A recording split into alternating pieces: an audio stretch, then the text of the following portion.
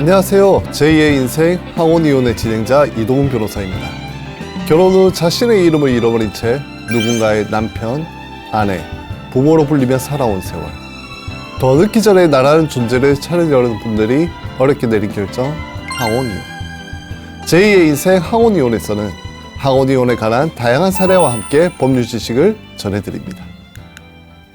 오늘은 제가 유책 배우자 이혼 청구를 인용입니다. 인용한 사례를 좀 가지고 와봤습니다. 일단 첫 번째 사례입니다. 이 사례의 이 부부는 혼인 35년 차입니다. 처음에 만났을 때는 이제 서로 혼인신고를 올린 것도 아니고 결혼을 한 것도 아니고 이제 동거를 하다가 이제 이 동거가 한 5년 지나고 난 뒤에 혼인신고를 마쳤습니다. 그리고 슬하에 자녀가 4명이 있고요. 모두 성년입니다. 이 부부 같은 경우에 사업 수완이 되게 좋았습니다. 남편 같은 경우에 그 혼인 한 15년 차 경에 아내와 함께 무역 사업을 시작합니다. 그리고 사업 수완이 좋다고 했지 않습니까? 무역 사업을 하다 보니까 이게 계속 사업이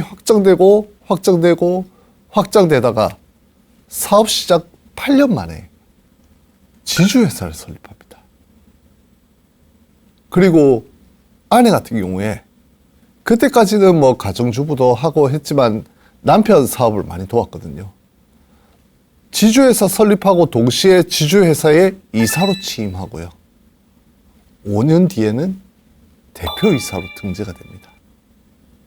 그리고 대표이사로 등재되고 2년 뒤에 남편이 부탁을 하는 겁니다. 경영 업무에 직접 관여를 해달라고. 그래서 혁신맛 대표이사 바지 사장이 아니라 2년 뒤에는 실질적으로 이 지주회사의 경영 업무에 직접 관여도 하기 시작합니다. 뭐 지금까지 보면은 잘 나가는 집인 것 같은데 이게 지주회사 설립 전에 문제가 조금 있긴 했습니다. 남편 같은 경우에 당시 중국 쪽이 되게 사업이 좋다는 전망이 있었거든요. 그런데 남편은 중국이 괜찮다라고 생각해갖고 여기 뭐 투자를 하려고 하는데 아내가 이건 아니다 라고 반대를 되게 심하게 했습니다. 근데 결국 남편 자기 고집을 딱 내세우면서 아내 반대에도 불구하고 중국에 넘어가서 거기에 체류하면서 현지 공장도 설립하고 현지 투자를 진행을 했습니다. 그런데 누구 예측이 맞았겠습니까? 아내 예측이 맞았습니다. 당시 중국 경기가 갑자기 밑으로 쫙 꺼지면서 경기 위기가 딱 찾아온 겁니다. 이걸로 인해 가지고 중국 공장 설립해서 투자했던 걸 회수를 못하는 거죠. 결국은 남편이 3년 만에 귀국을 하게 됩니다. 그런데 문제가 뭐냐? 이 남편이 중국에 체류하는 동안 현지 법인 소속 직원이 4년여가 있었습니다. 4년여만 있었으면 다행인데 이게 내연 관계를 유지를 3년 동안 했지 않습니까? 그 사이에 혼외자가 출생이 됐습니다. 혼외자가 나왔습니다. 혼외자가. 처음에 아내는 남편이 뭐 현지처가 있다는지 아니면은 뭐 혼외자가 있다는 거 뭐 몰랐습니다. 아무것도 몰랐습니다. 그런데 제가 뭐라 했죠? 자녀가 몇 명이라 했습니까? 4명이지 않습니까? 그리고 지주회사를 설립할 만한 집입니다. 그러다 보니까 자녀들이 아버지 사업을 돕다가 아버지가 중국에 내연녀가 있고 혼외자가 있다는 거 안 겁니다. 그래서 자녀들이 또 쪼로로 엄마한테 달라가갖고 아내한테 이야기를 한 거죠.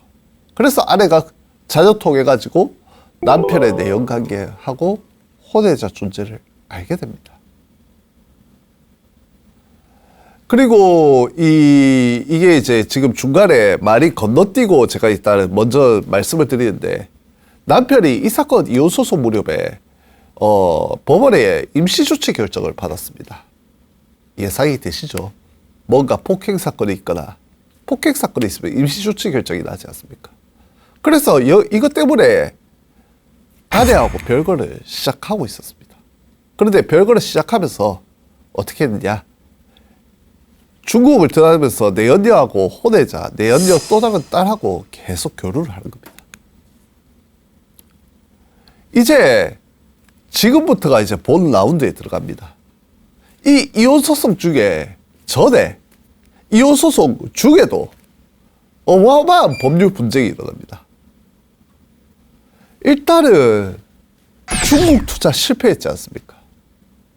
그러면은 지주회사의 중국 투자 실패는 어디로 부담이 가죠? 계열사로 갑니다. 결국은 계열사 수익이 악화가 되니까 세금 체납 때문에 어려움이 발생을 하는 겁니다. 그래서 이혼 2년 전경에는 별도 회사를 설립을 합니다. 이거를 타개하기 위해서. 남편은 이 세금 체납 문제를 해결하기 위해서 세금 납부 독촉도 있으니까 지주회사 폐업하고 대부분 메인 매출을 이 별도 회사로 옮기자라고 아내한테 요청합니다. 왜 아내한테 요청했겠습니까? 아내가 그때 대표이사였거든요. 그런데 아내가 남편 말을 들어보니까 이거 위험하거든요. 위험하죠. 폐업에 따르면 대표이사 책임이 뭐 횡령 배임부터 해갖고 온갖 게 다 따라올 텐데. 그래서 폐업에 따른 대표이사 책임 위험하고 회사 대출 문제가 있으니까 일단 거절을 합니다. 그 남편이 이제 자기가 중국에서 돌아와갖고 아내한테 대표이사 맡겨놓고 중국에 이제 자기 사업이 망해갖고 이제 다시 내가 사업을 넘겨받으려는데 아내가 이렇게 거절을 하니까 뭘 해야겠습니까? 남편이 대표이사를 갈아치워야죠. 그래서 남편이 주도해갖고 임시주주총회를 열어버립니다. 그리고 아내를 대표이사에 해임하고 남편을 대표이사로 선임하는 결의를 임시주주총회에서 합니다. 그런데 아내 가만히 있을 수 있습니까? 못 가만히 있죠. 내가 어떻게 이 회사 키웠는데 아내 이 임시주주총회 결의를 부정하면서 직무를 계속 수행합니다. 아니 남편 같은 경우에는 또 기가 안 차겠습니까? 아니 정당하게 임시주주총회 열어가지고 아내를 뭐 했는데 그 아내가 사실 여기에 대해서 뭐 효력정지 가처분도 놓고 온갖 거 다 했습니다. 그래갖고 남편 이렇게 아내가 반발을 하니까 이 회사의 계열사들 출장소에 가갖고 사무용품하고 전자제품을 막 다 때려 부숴버리는 겁니다. 그러면은 아내 가만히 있습니까? 업무방해로 고소하죠. 그래서 남편한테 남편이 그 업무방해에 유죄가 돼가지고 판결이 벌금형이 확정이 됩니다. 남편, 아내가 업무방해로 자기 고소했으니까 자기도 가만히 있을 수 있나요? 아내 고소 시작하는 겁니다. 아내를 상대로 시어머니 임대차 계약서 위조하였다는 혐의로 고소를 했습니다. 시어머니 명의 임대차 계약서. 남편 집이 좀 잘 살았습니다. 그런데 여기에 대해서 혐의 없음 결정이 났습니다. 아내가 그리고 이 남편이 이제 대표이사로 선임된 지주이사 같은 경우에 아내가 계속 대표이사직을 수행하고 있다고 했지 않습니까? 그래서 지주회사 입장에서는 위험성이 대표이사 같은 경우는 자기 행위가 회사 행위니까 만약에 아내가 내가 대표이사다 하면서 행위 잘못해버리면 큰일 나니까 지주회사에서 아내를 상대로 직무집행정지 가처분 신청을 하고 이거를 인용을 받습니다. 그리고 아까 말씀드렸죠. 아내 같은 경우에 가만히 있을 수 있냐고. 바로 법원에다가 임시주주총회에서 대표이사 해임 결의에 대한 부존재 확인 청구 소송을 제기를 했는데 절차상에 하자가 없었습니다. 그래서 패소했습니다. 일단은 회사 문제도 이렇게 터지고 문제가 뭐가 있었냐면 결국은 이 회사 문제라 했고 남편하고 아내하고 엄청 싸우지 않습니까? 결국은 싸우다가 남편이 뭔 짓을 했냐. 가위를 도마에다가 이렇게 빡 내려 찍었습니다. 그러니까 이거를 자녀들이 보고 있다가 아 이거 큰일 나겠다 싶어가지고 아버지를 경찰에다 신고를 했습니다. 그래서 남편이 경찰 출동한 경찰관에 의해가지고 일단은 주거지에서 즉시 퇴거하고 2달간 주거지에 들어가지 말 것을 명하는 내용 법원의 결정을 받은 임시조치 결정이 내려집니다. 그래서 그 이후로 별거를 하고 남편은 이제 그런 일이 있으니까 중국을 왔다 갔다 하면서 중국에 내연녀하고 자기 혼외자도 만나고, 왜냐하면 자기 그 아내하고의 자녀들이 자기를 경찰에 신고했는데 그게 보고 싶겠습니까? 그래서 혼외자들 만나러 가는 거죠. 그리고 그 내연녀 전딸, 내연녀의 그 전 남편의 딸도 같이 지내는 거죠. 좋게 지내는 거죠. 일단은 지금 별도 회사를 설립했다고 했지 않습니까? 근데 이 별도 회사의 대표가 누구냐? 남편이 아닙니다. 자녀입니다. 자녀. 그러니까 자녀가 아버지가 저렇게 하니까 아버지를 상대로 업무방해 금지 및 접근 금지 가처분 신청을 하는 거죠. 별도 회사로. 그래서 이게 일부 인용을 받습니다. 그럼 남편 또 가만히 있을 수 있습니까? 아내를 상대로 이 지주회사, 우리가 처음에 설립했던 그 지주회사의 전시장, 사무실로 사용 중인 부동산에 대해서 소유권 이전 등기 청구 소송을 제기를 하는 겁니다. 무슨 내용으로요? 내가 이 지주회사에 명의 신탁을 해놨다. 아니면은 내가 이거를 뭐 임대차 계약을 체결했는데 지주회사에서 뭐가 이제 뭐 계약상의 위반 사유로 임대차 계약 해지하니까 내한테 소유권 이전 등기 건물 명도하라 라는 식의 주장이었습니다. 근데 이게 먹히겠습니까? 안 먹혔죠. 패소했습니다. 결국은 아내고 자녀고 자기 편이 아니니까 이 뒤에 또 이혼 청구 소송을 하는데, 요 이혼 소송에서 재산분할 대상으로 삼는 부동산, 일부 부동산에 대해서 계속 내 거니까, 너희한테 준 것들 내 거니까 소유권 이전 넘겨라 하고 소유권 이전 등기 청구 소송을 제기했으나 되겠습니까? 패소했습니다. 계속 패소입니다. 그래서 또 뭘 했냐?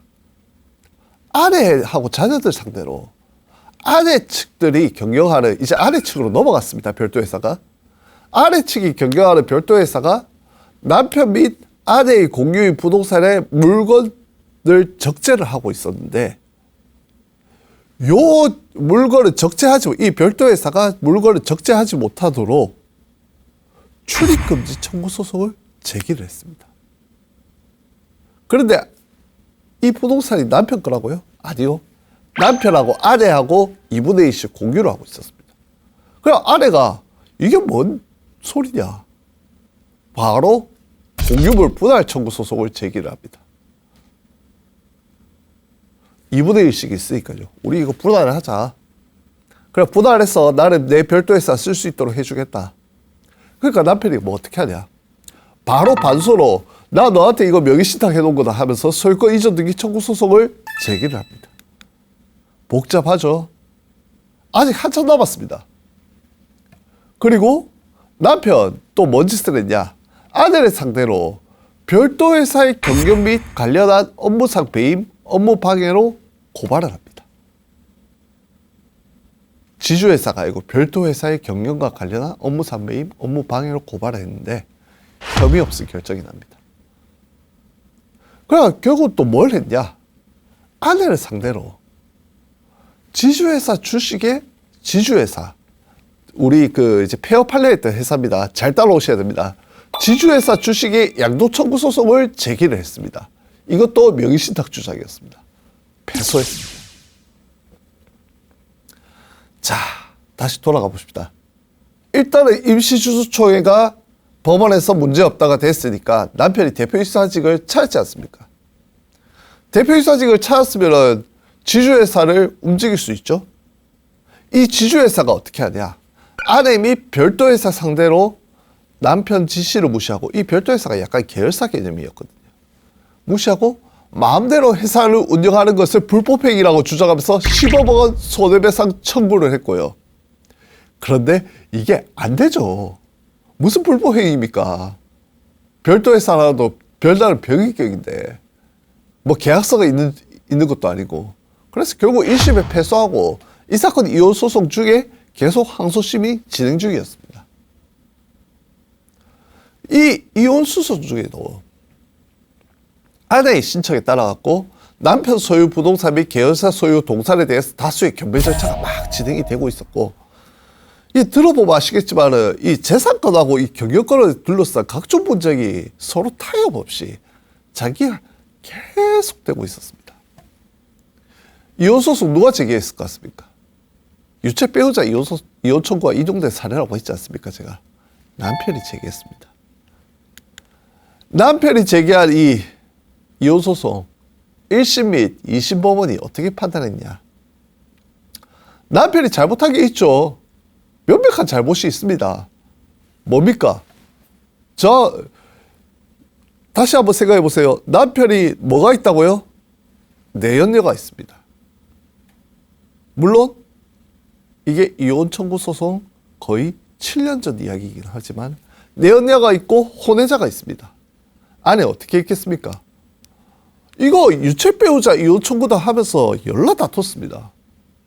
그래서 1심 법원이 최초 혼인 파탄 계기가 된 원고의 남편의 내연 관계에만 주목해갖고 남편의 이혼 청구를 기각했습니다. 남편 결국은 억울해서 어떻게 삽니까? 안 되죠. 대법원이 상고를 했습니다. 일단은 유책 배우자 이혼 청구 관련 법리는 이렇습니다. 잘 아시겠지만은 우리나라는 유책주의입니다. 파탄주의가 아닙니다. 유책이 있는 배우자는 원칙적으로 이혼 청구를 할 수가 없습니다. 그리고 그런데 예외적으로 진짜 예외적으로 이게 그 책임이 이혼 청구를 배척해야 할 정도까지 남아있지 않는 경우라면 그리고 요 유책 배우자의 이혼 청구가 혼인과 가족 제도를 형해할 우려가 없다면 허용될 수 있다는 것이 대법원의 입장입니다. 그리고 또 상대방 배우자가 반소를 나도 이혼을 하겠다는 명시적 의사를 표시하지 않았지만은 혼인을 계속할 의사가 없고 또 이 유책 배우자의 이혼 청구로 인해 가지고 축출 이혼의 염려가 없는 경우에는 또 이 유책성을 상쇄할 정도로 상쇄입니다. 상쇄. 자녀에 대한 보호와 배려가 이루어진 것으로 볼 수 있는 경우에는 예외 사유가 됩니다. 그리고 이게 기한의 문제도 있습니다. 당초의 유책성이 상당 기간 경과돼 가지고 요게 이제 파탄에 이르게 된 주된 원인이라고 볼 수 없는 경우에는 예외적으로 유책 배우자의 이혼 청구를 허용한다는 게 법원의 입장입니다. 그리고 가장 제가 중요하게 생각하는 대법원의 입장이 이겁니다. 갈등과 불화를 치유해서 원만한 혼인관계를 유지하는 노력할 의무는 누구한테 있냐? 배우자 쌍방한테 있습니다. 그럼에도 한쪽 배우자 성격이나 행동에 결함이 있다는 이유로 이거를 상대방이 원만한 혼인관계를 유지하기 위한 노력을 도외시해버리고 대화 거부하고 적대시하면은 이 행동이 뭐냐? 사실상 혼인생활을 포기하고 반기하는 태도이지 않습니까? 그러면은 법원은 뭐라고 하냐면은 유책 배우자, 상대방이 유책 배우자라고 하더라도 다른 상대방은 이런 태도를 보이면은 혼인관계에서 지켜야 할 의무를 다하지 못할 것이다 라고 판단합니다. 그래서 서로 이 혼인관계를 유지하기 위해서 어떠한 의욕을 상실한 채 상호 방관하고 적대하는 상태로 상당 기간을 경과해갖고 결국 파탄이 된다면은 이거는 배우자 쌍방이 혼인관계에 대한 파탄 책임을 나눠 가져야 하는 것이 아니냐라는 게 법원의 입장이고, 당초에 누가 유책 배우자라고 하더라도 그 사정만으로 지금 서로 이 혼인관계를 유지하기 위한 노력을 하지 않는 거는 노력을 하지 않는다면은 누구한테 주된 책임이 있다라고 단정하기 어렵다는 게 대법원의 입장입니다. 이러한 기본적인 대법원 입장에 들어가서 한번 이 사안 한번 봅시다. 일단은 별거 기간이 몇 년이라고요? 5년에서 7년이었습니다. 그리고 뭔 일이 있었죠? 제가 혼인관계보다 법률 분쟁을 더 많이 설명했지 않습니까? 회사 경영권, 기타 재산권을 둘러싼 다수의 민사소송이 있었고요. 적대적 당사자로 계속 다투기만 했습니다. 그리고 아내가 이혼 소송 중에 조치를 해가지고 남편 소유 재산에 대해서 다수 경매 절차가 진행 중이지 않습니까? 이거 어떻게 보입니까? 이거 법원이 봐도 정상적인 부부나 가족관계 하에서 마땅히 기대되는 수준의 상호 교섭 전혀 없고 형식적으로 혼인관계만 유지되고 있는 것으로 보인다는 게 대법원의 판단이었습니다. 그리고 이걸 보니까 물론 남편이 원인을 제공하긴 했는데 쌍방 모두에게 책임이 돌아갈 수 있는 1년 과정 통해 가지고 결과적으로 더 이상 정상적인 온전한 부부 공동생활 관계를 회복하기 어려울 정도로 파탄에 이르렀다 라고 판단할 수밖에 없는 상황이죠. 이렇게 다투는데. 또 남편 같은 경우에는 이혼 의사가 매우 강력합니다. 아내하고 부부관계 계속 할 수 있겠습니까? 남편 입장에서 계속 법원에다가 나 실질적인 부부 공동생활을 계속 할 수 없다 라고 의사를 계속 표력을 했습니다. 근데 아내 같은 경우에는 혼인 계속 의사를 밝히긴 했습니다. 근데 법원이 봤을 때 부부관계의 회복을 위한 기대와 의지보다 주로 뭐라고 주장했냐? 아직 혼인하지 않은 성년 자녀가 있는데 이거 결혼식 때 아빠가 안 들어오고 아버지가 안 들어오면 좀 이상하지 않냐? 나 애들 결혼할 때까지는 절대 이혼 못한다 라고만 주장을 했을 뿐입니다. 법원 입장에서 이렇죠. 이거는 서로 부부관계 관계 개선을 위한 실질적인 대화나 조치, 구체적인 노력을 기울인 걸로 보이지 않는다.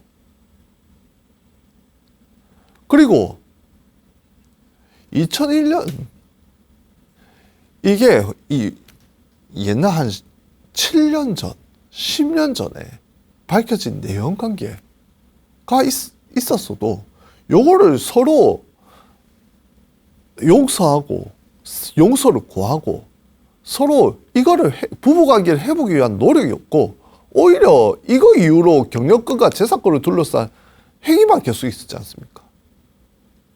결국은 이거는 진정한 의미의 혼인 계속 의사가 있었던 게 아니다. 아내가 진정한 혼인 계속 의사가 있지 않다라고 법원이 판단합니다. 또한 이혼이 인정이 된다고 하더라도 아내 같은 경우에 뭐라 했습니까? 별도 회사에 지분 가지고 있습니다. 정신적, 사회적, 경제적 상태와 생활 보장을 악화시킨다거나 성년자녀의 복리에 중대한 영향을 미친다고 볼 수가 없죠. 그리고 계속적으로 소송이 연루되는 상황을 봤을 때 이게 빨리 마무리가 돼야지. 마무리가 안 되면 자녀들 여기 소송이 계속 휘말리고 복리에 도움이 되겠습니까? 또 법원이 이렇게 이야기합니다. 내연관계에 있는 거 주된 유책 사유 맞다. 그런데 유책 사유가 있고 난 뒤에도 남편이 아내를 해임할 때까지는 거의 6년이 있었거든요. 6년간은 상호 협력하면서 회사를 정상적으로 경영을 해왔단 말이에요. 그러면은 그때 파탄이 된 게 아니고 이제야 분쟁이 일어나니까 파탄이 일어난 거 아니냐 라는 게 법원의 입장인 겁니다. 그래서 결국은 남편의 내연관계로 파탄이 난 게 아니고 당신들이 그 이후에 일어난 경영권 및 재산권 분쟁이 혼인관계 최종 파탄의 원인일 가능성을 배제할 수 없다는 것이 대법원의 입장입니다. 결국 정리를 하면은 남편의 부정행위라는 유책성이 혼인관계 파탄 계기가 된 것은 맞다는 겁니다. 했는데 이거를 이 혼인 파탄 계기를 해소하고 정상적인 혼인 관계를 복원 유지하기 위해서 서로 쌍방 진지한 노력 없이 상호 반간 내지 적대적 상태지 않습니까? 그리고 이러한 법률 분쟁이 오랜 기간 경과한 끝에 혼인 관계를 더 이상 돌이킬 수 없이 파탄이 된 거지요.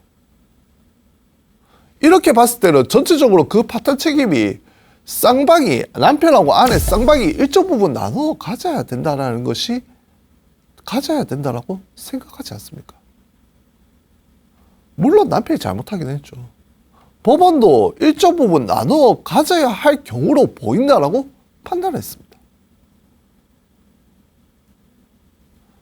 그래서 이 사안 같은 경우에 일방의 인격적 도덕적 결함이 그러한 갈등의 불화 내지 단초가 됐다고 하더라도 이혼 청구를 할 수 없을 만큼의 주된 책임이 있다고 보기 어려운 경우에 해당한다. 남편 같은 경우에. 그래서 남편의 이혼 청구를 허용하는 것이 혼인제도가 추구하는 이상과 신의성씨 원칙, 또 혼인과 가족제도의 실질적인 형이와 우려 등의 관점에서 예외적으로 허용될 수 없는 경우에 해당한다고 보기 어렵다. 그러니까 좀 더 쉽게 말하면 예외 사유에 해당한다라고 판단하고 이거를 2심 법원에다가 다시 심리하라고 돌려보냈습니다. 유책성 중요합니다. 내가 이혼을 함에 있었고 유책 배우자가 내가 이제 그 영화 감독처럼 유책 배우자가 이제 이거를 계속 이혼 청구를 해가지고 뭐 생활비 끊어버리고 이렇게 해버리면은 축출 이혼이 될 우려가 있긴 하지요. 그런데 법원이 제일 중요하게 생각하는 건 유책이 아닙니다. 서로 혼인관계의 유지를 위해서 쌍방 노력해야 된다는 것이 제1번 전제입니다. 이러한 노력이 없으면 유책 배우자의 이혼 청구라고 하더라도 아주 예외적인 경우에는 인정을 해주겠다는 게 우리 대법원의 입장인 걸 잘 아셔야 됩니다.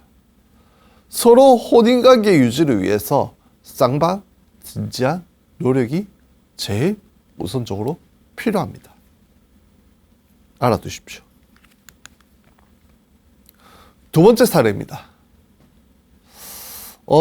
이 사례 같은 경우에도 이 사례는 조금 제가 준비하면서 약간 마음이 조금 아팠던 합니다.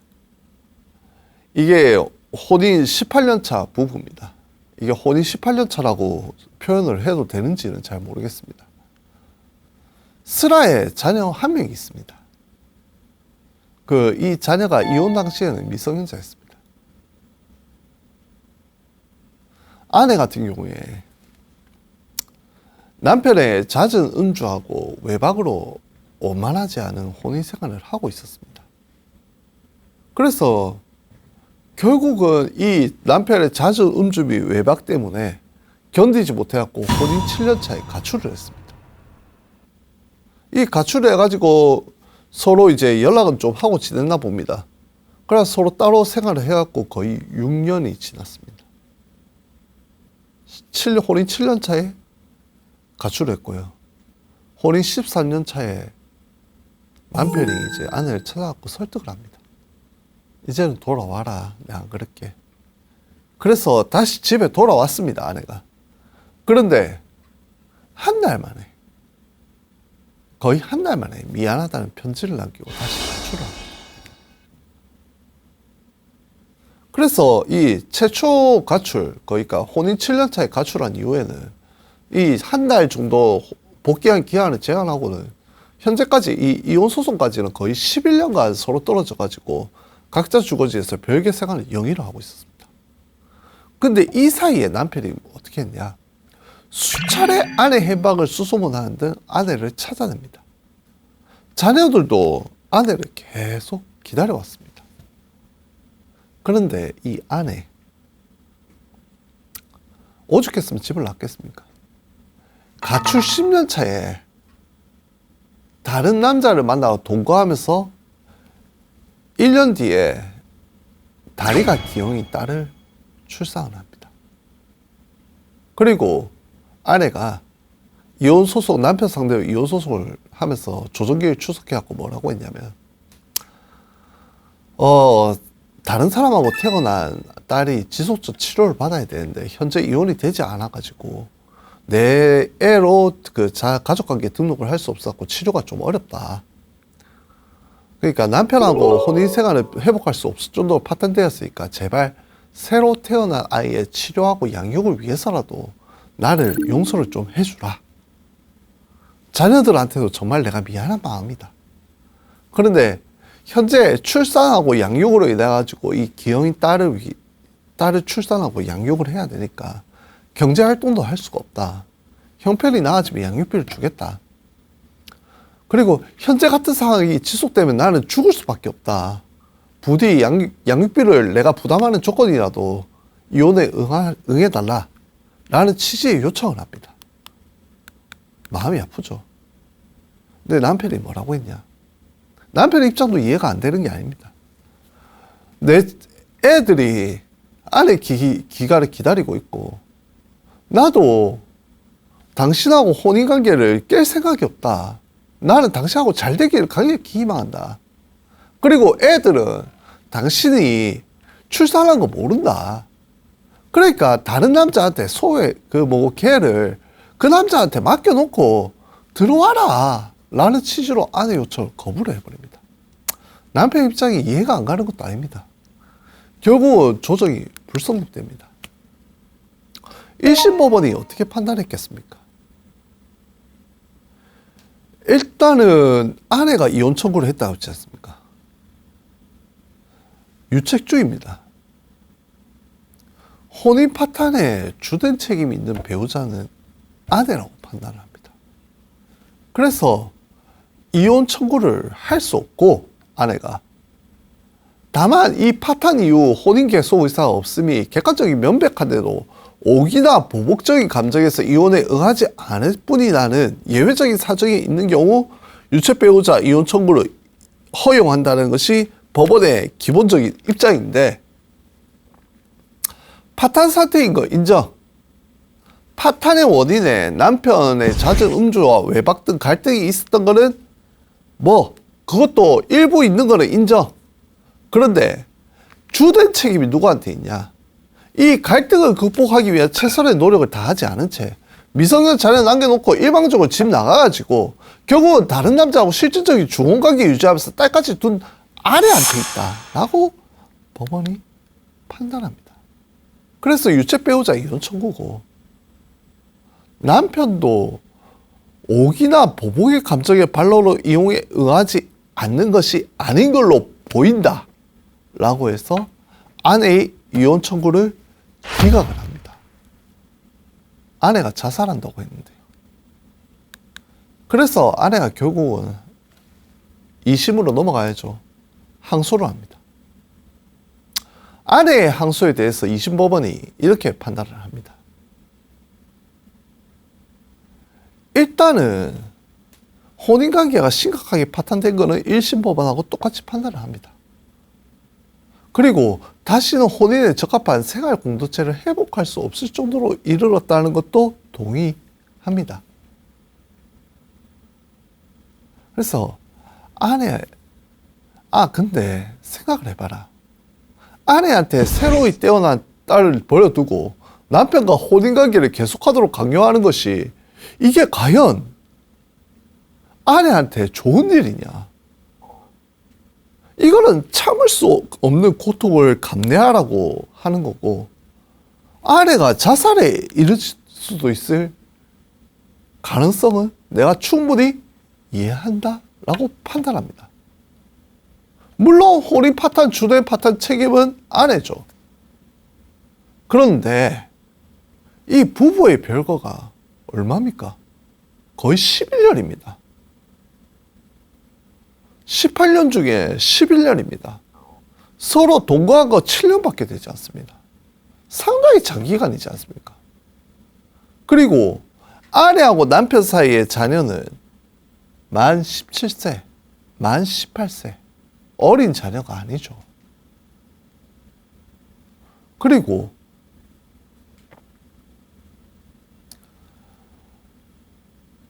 이 자녀가 만 17세, 만 18세고 엄마가 없은 지 꽤 됐습니다. 그래서 지금 상황에서 이혼을 한다고 해서 정신적, 사회적, 경제적으로 심히 가혹한 상태에 이를까요? 그리고 유책 배우자 이혼 청구하는 것이 현재의 사회 정의에 반할까요? 법원도 똑같이 생각합니다. 현재의 사회 정의에 반한다고 할 만한 특별한 사정이 인정되지 않는 한 유책 배우자의 이혼 청구만을 이유로 당해 청구가 허용될 수 없다고 해석해서는 안 된다고 2심 법원이 판단합니다. 그 이유로 이렇게 되고 있습니다. 뭐냐?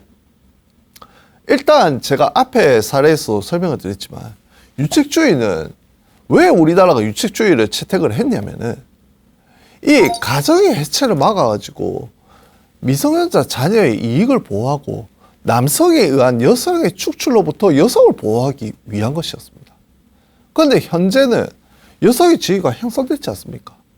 그리고 여성들도 이혼 청구를 주도적으로 하고 있습니다. 현실적으로 여성 보호의 의미가 퇴색이 됐죠. 또한 이혼 소송을 물론 안 하시는 게 제일 좋지만은 뭐 주변 지인들 이혼 소송하는 거 보면은 보시게 되겠지만 제가 뭐 이혼 사건 가면 공개 법정에서 당사자들 나오면은 진짜 장난 아니게 싸웁니다. 서로 서면도 살벌하겠습니다. 서로 잘못한 거에 대해서 다 털어내야 되니까 막 씁니다. 이게 이 소송 과정에서 더 깊은 감정의 골이 생기는데 근데 이혼 후에 뭐 해야 됩니까?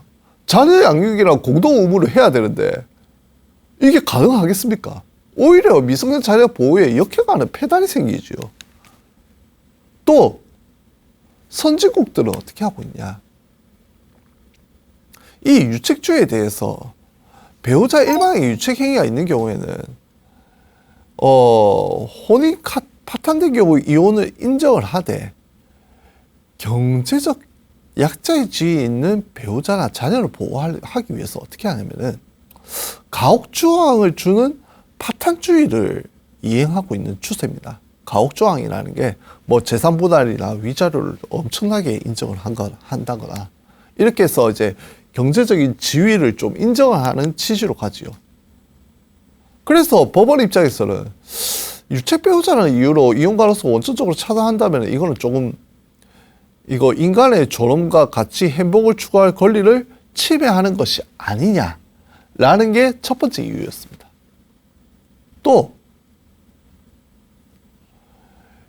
아까도 말씀드렸지만은 이게 파탄 상태에서 한쪽의 유책으로 파탄 상태가 꽤 오래됐는데 이게 이혼을 할 수 없게 되면은 서로 상대방에 대한 원망과 불신의 감정만 쌓이지 않습니까?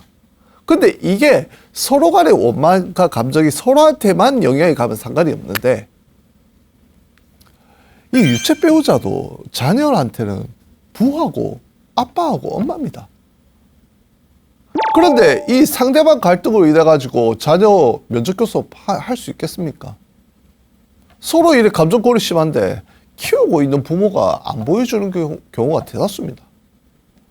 그래서 결국은 이러한 상태를 유지함으로 인해 가지고 양육 책임이 더 안 될 가능성이 높다는 게 법원의 판단입니다. 또한 이런 관점도 있죠. 이혼이 절박한 유책 배우자 같은 경우에는 상대방이 요구하는 대로 많은 액수의 위자료를 지급하고 협의 이혼하는 방법밖에 남지 않지 않습니까? 그러면 결국 경제적인 능력이 없으면요. 이마저 불가능하죠. 결과적으로 경제적 능력에 따라 가지고 원하지 않는 배우자로서의 지위에서 벗어날 수 없는 문제가 발생한다. 이게 세 번째 이유였습니다. 네 번째 이유는 제가 가장 중요하게 생각하는 부분입니다.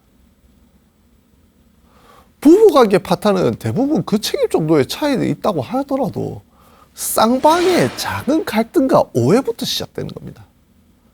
그리고 이러한 갈등을 대화와 설득을 통해서 해결하지 못하고 결국은 증폭, 확대돼 가지고 상호간의 잘못에 그 원인이 있음을 부인할 수가 없는 상황입니다. 거의 대부분의 혼인관계 파탄이 그렇게 일어납니다. 내가 바람을 폈다고요? 바람을 폈다는 것은 물론 아주 잘못된 행동입니다. 그런데 그 바람을 펴게 된 경위, 바람을 피고 난 뒤에 서로 간의 이 신뢰 회복을 위한 행동, 이런 부분들이 결국은 파고 들어가면은 서로 상호 간의 잘못에 그 원인이 있을 수 있다는 거죠. 그렇기 때문에 아까도 말했지만은 배우자 일방이 정신적, 경제적으로 아주 심각하게 상황에 처해야 되는 가혹한 결과를 갖고 오는 게 아니라면은 이혼이 원하는 상대방의 이익을 고려해서 보다 혼인 생활이 계속하는 것이 필요하지 않다면, 혹은 자녀의 이익을 봤을 때 부부관계를 유지하는 것이 반드시 필요하다고 인정되는 특별한 사정이 없다면은 혼인 생활이 이미 파탄 상태에 이른 이상 유책 배우자의 이혼 청구를 허용해야 된다는 것이 2심 법원의 전제였습니다. 자, 이 사건으로 돌아가죠. 이 부부로 돌아갑시다. 자, 다시 정리합시다. 일단은 혼인기간 18년 중엔 동거기간이 7년인데 별거기간은 11년이었습니다. 더 장기간이죠. 또 출생한 자녀는 몇 살이라고요? 만 18세? 만 16세. 일단 아내의 돌봄이 없더라도 자기 일을 스스로 하자. 할 수 있잖아요. 근데 출생한 신생아는 어떻습니까? 기형의 장애 가지고 있어서 아내 보살핌이 필수 불가결하지 않습니까? 그런데 아내 같은 경우에 이 신생아를 치료 양육하는 것을 가장 중요한 일로 여기고 있습니다. 근데 남편이 이걸 이해합니까? 이해하지 않고 계속 과거의 생활로 돌아오라고만 요구를 하고 있어서 재결합 가능성은 거의 없다고 봐야죠. 그리고 아내가 신생아를 자신의 자로 가족관계 등록 못해가지고 치료 양육에 어려움을 겪는다면 어떻게 되겠습니까? 아까 조종자에서 말했지 않습니까? 자기 죽을 수도 있다고. 자살이라도 해버리면은 그 원래 자녀들은 어떻게 생각하겠습니까? 오히려 이 원래 자녀들이 이익에 반하지요. 그래서 법원 봤을 때는 혼인관계를 좀 적절한 방식으로 정리하고 신생아의 치료 양육이 어느 정도 진행되고 난 뒤에 그 원래 자녀들에 대해서 엄마에 대한 이해를 구하고 그들을 만나면서 경제적 능력이 허용하는 대로 양육비를 부담하는 것이 엄마로서 책임의 역할을 다할 수 있는 길이 아니겠느냐. 그리고 원래 자녀들한테의 복지와 이익에도 도움이 되지 않겠느냐 라고 해서 이 아내의 이혼 청구를 인용하는 것이 현저하게 사회적 정의에 반한다고 보기 어렵다 라고 판단했습니다. 그래서 840조 6호에 따라 이혼을 인용하고 이제 이혼이 되면은 아직 미성년 자녀라고 했지 않습니까? 친권민 양육권 결정해야죠. 직권으로 남편을 친권민 양육권자로 지정하고 양육비를 60만 원 및 40만 원을 지불하라고 아내한테 결정을 내렸습니다. 부부는 인생이라는 여행길을 평생 함께 걸으며 고락을 함께 나눈 동행자입니다. 항혼이혼을 생각하시기 전에 긴 세월 함께 해온 깊은 정을 다시 한번 헤아려 주십시오. 그래도 돌이킬 수 없는 결심이라면 저희 제2의 인생 항혼이혼에서 도움이 되어드립니다. 저는 다음 주에 다시 찾아오겠습니다. 함께 해주셔서 고맙습니다.